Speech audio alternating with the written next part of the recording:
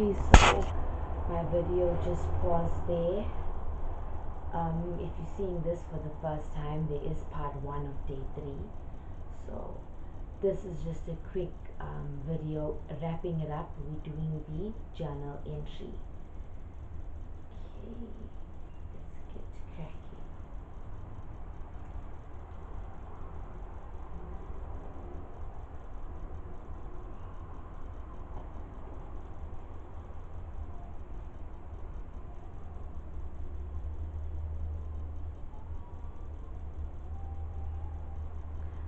So I am grateful for Tamlin's, and I do that with purpose because I remind myself that Tamlin is the spirit in this body having a unique individual human experience.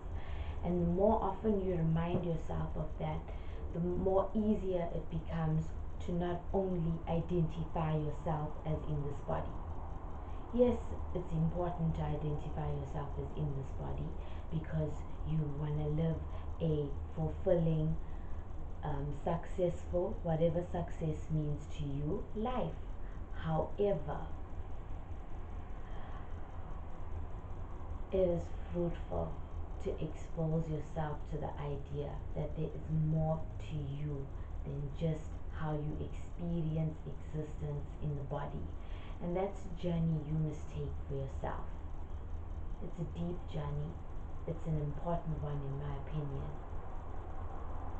So I am grateful for Tamlin's perception of others and ability to focus on the individuals that inspire her, from famous artists to people that I know on an intimate level. I'd like to name people that I know personally, but because I'm putting this out in the public sphere and I don't have their permission and so on, I'm thinking about those individuals. But and I'll continue my journal entry, but for the sake of our video, I'll just speak my journal entry to you. So individuals that pursued their art,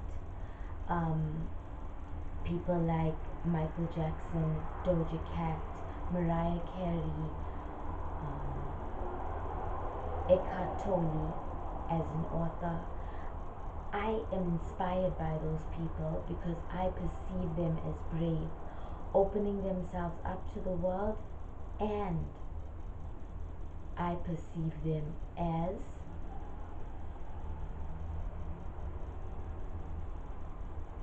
what's the perfect term for it? Motivated, ambitious beings. Then there's ordinary folks. Well, I use the term ordinary because I'm trying to make them relatable to you and I who live day-to-day lives, you know, who don't need access to bodyguards and have millions of people in their space and in their face all the time. And when I say in their space, I mean in their personal identity. How many people want to know right now what Miley Cyrus is doing? You know, it's natural for that to occur when they're famous, and that is their personal space, although it may not be their physical personal space. So I find them to be strong despite the amount of distractions and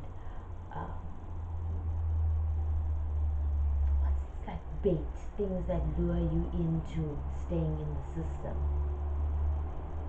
Despite all of that, they still produce their art, and I love that. It inspires me on a personal level. I'm also inspired by day to day people that get out there and do their thing. One of my colleagues, she's become like a sister to me.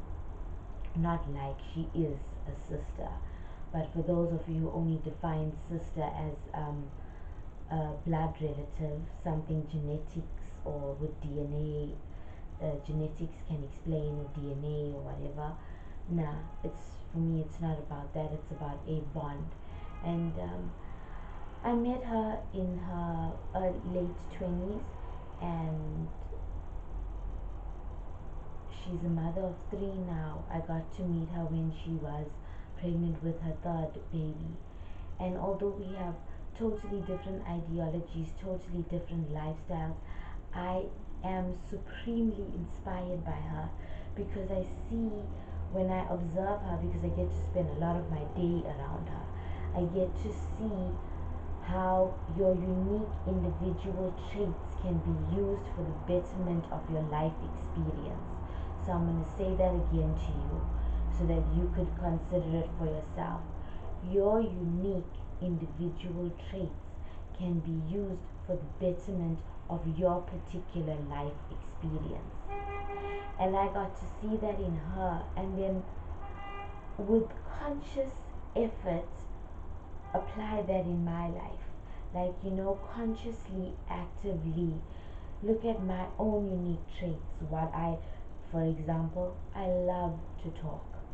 And they got me now doing these calls that ask customers how was their experience there.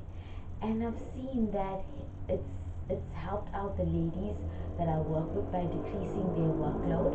That aids our workshop, and it's helpful to me because it stimulates my patience, my empathy, my understanding of folks, and it isn't too challenging for me because I'm able to speak.